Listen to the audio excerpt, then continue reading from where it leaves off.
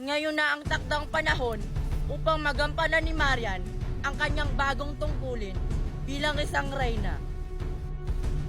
Ngunit may pagbabago, sapagkat hindi lamang ng bagong reyna ang mga ngalaga sa mga brilyante.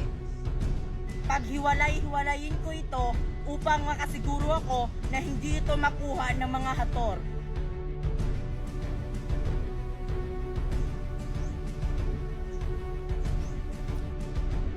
AJ, pumunta ka dito.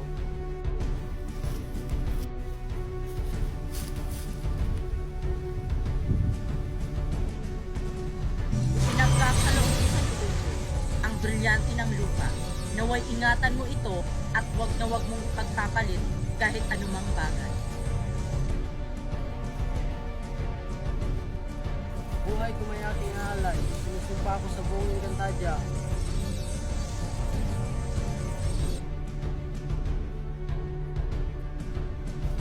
Rosita, pumunta ka dito.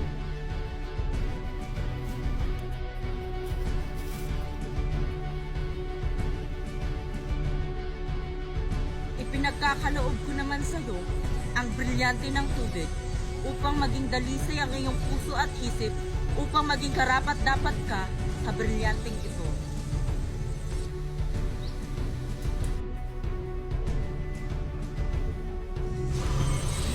Gamit ang brilyanteng ito, sisikapin kong panatilihin ang kapayapaan ng buong Encantadia.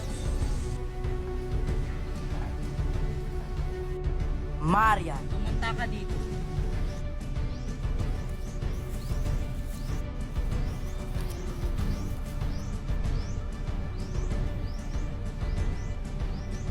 Ang aking tagapagmana, ibibigay ko sa iyo ang brilyante ng ating lahi.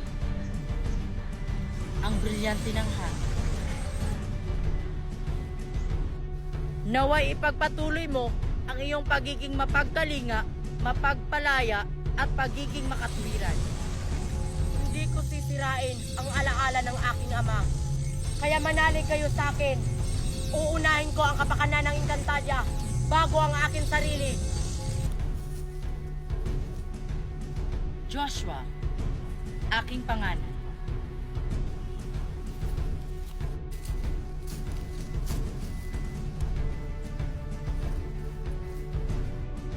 Aking panganay na anak. Ibibigay ko sa iyo ang brilyante ng apoy. Joshua, anak. Ibibigay ko lamang sa iyo ang brilyante ng apoy